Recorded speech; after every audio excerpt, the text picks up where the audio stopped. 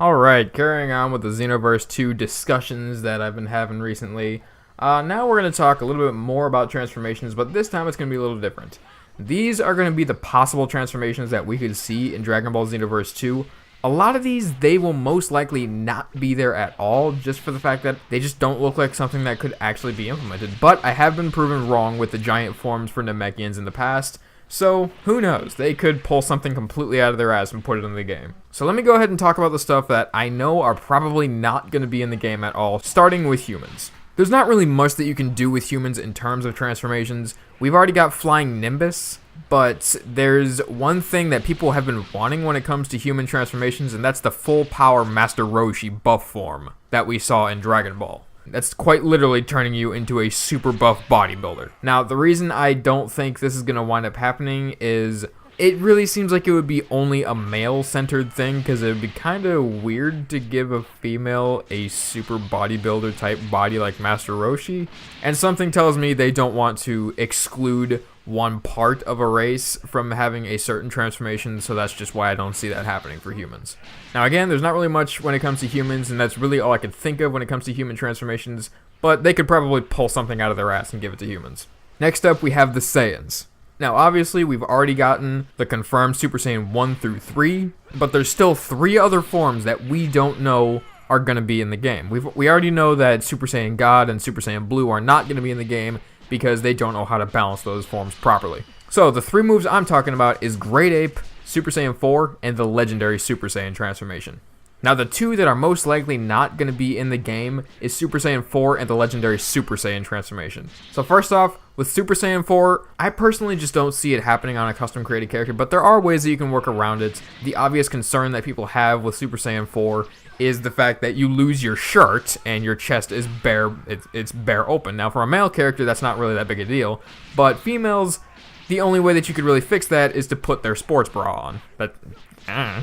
The other one that's not very viable when it comes to Saiyan transformations is the legendary Super Saiyan form, for the exact same reason that the full power Master Roshi form would not be a thing. Now don't get me wrong, this is possibly one of my favorite Super Saiyan transformations of all time. When I watched the Broly movie and I saw him transform into a legendary Super Saiyan for the first time, where he just exploded with power, that was fucking amazing. And if they could somehow recreate that in Xenoverse 2, where it's at the point where you explode with legendary Super Saiyan power, the whole stage starts shaking, that would be fucking amazing. But for the same reason that I don't see Master Roshi's form being in this game, I can't see legendary Super Saiyan being in the game. But there is one form that is heavily viable as something that could be in Xenoverse 2, and that is the Great Ape form.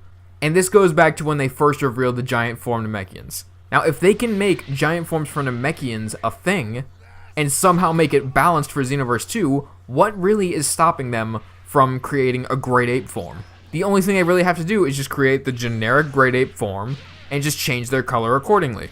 That's all they really have to do. But anyway, that's it for Saiyans. On to Namekians. As previously mentioned, we've already gotten our confirmed giant Namekian form, which is actually called the Great Namek form. But there is another form, as listed on the Dragon Ball Wiki, that Namekians have. And that's called the Super Namek transformation. Now this is essentially what Super Saiyan is to Saiyans. And what Super Namek is, it's essentially reaching a higher form of conscience. This can be achieved one of 2 ways. It can be achieved 1 through fusion, which is sort of like what Piccolo did. The obvious other one, we don't really know exactly how it's done, reaching the higher conscience or some shit like that. But that could be another viable transformation for Namekians. And I guess in Dragon Ball Online, I think they showed that off. The Namekians' eyes turned red. I don't know exactly how that would transform the Namekian per se. It could change their aura. It could do something like that.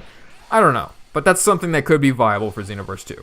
Now next up we have the Arcosians, or the Frieza race. Now we've already got our confirmed golden form, but there are 2 other forms that I've been thinking about that could be in Xenoverse 2, one of which is highly unlikely to happen, and that is the 100% full power form. Again, same reason as the legendary Super Saiyan and Master Roshi buff form, it'd just be kind of pointless. But there is one more form, and this is something that I really want to see. As much as it pains me to say that I don't think it's going to happen, I really want to see Cooler's 5th form transformation for the Arcosians.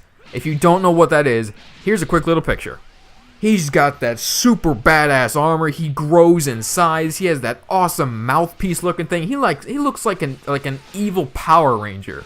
Now, the reason I don't think this is going to be in Xenoverse 2, as much as it pains me to say that, as much as I want this to be in the game, it's because we've seen Cooler in Xenoverse 2 demos, and he doesn't have his transformation. So he's probably going to have his own character slot dedicated to him. And it's so unfortunate. No, it's even worse, because there are actual mods on Dragon Ball Xenoverse that essentially work like a Super Saiyan transformation, but what it does is it completely changes your current Frieza race model into a fourth form model. It has everything. It keeps the color. It changes the form to look like a fifth form transformation. Modders on Xenoverse 1 could do that. But it just sucks that we're most likely not going to see that in Xenoverse 2. But who knows? They could surprise us. They really could surprise us with this. Who knows what they could do? And last but not least, we have Majins. I'm not going to lie. I don't see anything for Majins. Aside from their pure form, the only other transformation that they really have is absorption, and that's obviously not going to be able to be a thing. So I can't really see anything for Majins.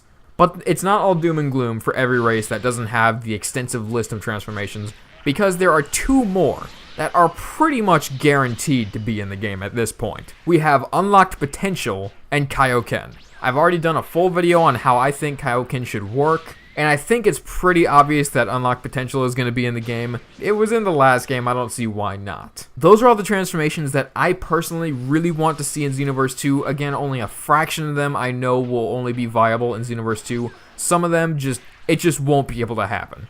But again, as I said before, they can pull something out of their ass and pull a miracle. But that's all I got for today. Let me know if there's any transformations that you're looking forward to playing as, or if there are any transformations that you really want to see in Xenoverse 2. I'll see you in the next video.